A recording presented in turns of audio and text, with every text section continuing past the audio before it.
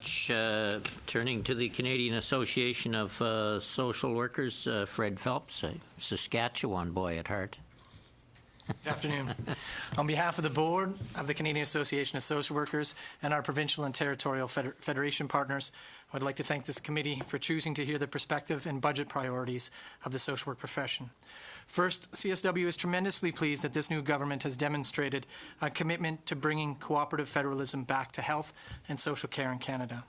To this end, CSW was pleased that the federal minister responsible for families, children and social development has chosen to already meet with his provincial and territorial counterparts, a meeting CSW has called for but which has not taken place since 2006.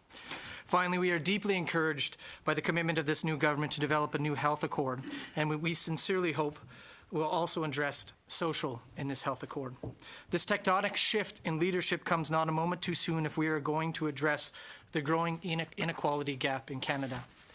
We have three main recommendations. First, implement a new Social Care Act for Canada. Currently, we cannot determine how federal dollars for social services are being spent, as there is no accountability measure ties to the Canada Social Transfer or other social investments. We should not invest more without knowing how we already spend. A new Social Care Act for Canada proposes principles similar to that of the Canada Health Act to guide the social transfer and other social investments, making possible national strategy with shared performance indicators and outcomes. The proposed act would help guide the provinces and territories in developing priorities and policies that best fit their unique needs, while helping the federal government understand where dollars are being spent, receive recognition for those investments, and in turn know where more targeted investments might be needed. We can't develop good policy without good information.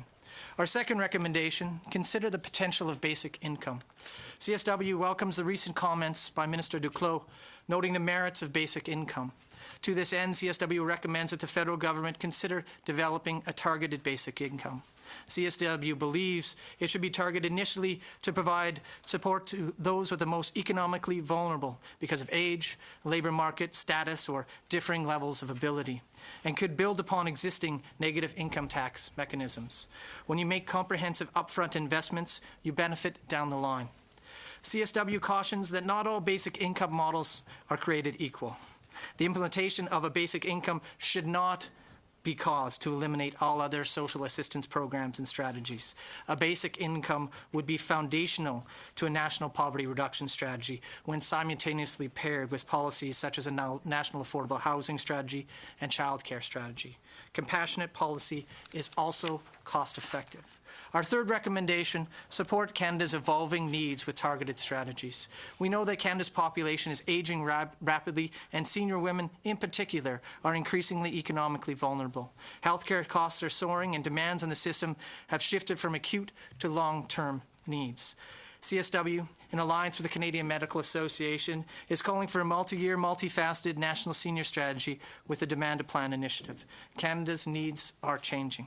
Canada also needs to better address Canadians' mental health. National public and private campaigns to end stigma encourage Canadians to seek help, but this must also be accompanied by an equal increase in services to access care. The Mental Health Commission of Canada suggests that funding for mental health should be increased from 7 to 9% of total public health spending. Currently, the federal share of provincial territorial spending is approximately 22%. We recommend this be increased to 25% of total public health care spending. As well, CSW supports this government reaffirming the renewal mandate of the Mental Health Commission of Canada. Canadians are making mental health a priority, and we need to follow suit. Mental health infrastructure must also be bolstered to support the social determinants of health. Increasing and investing in social determinants of health is prevention. CSW looks forward to working with this government to bring compassion and cost-effective policies to Canada.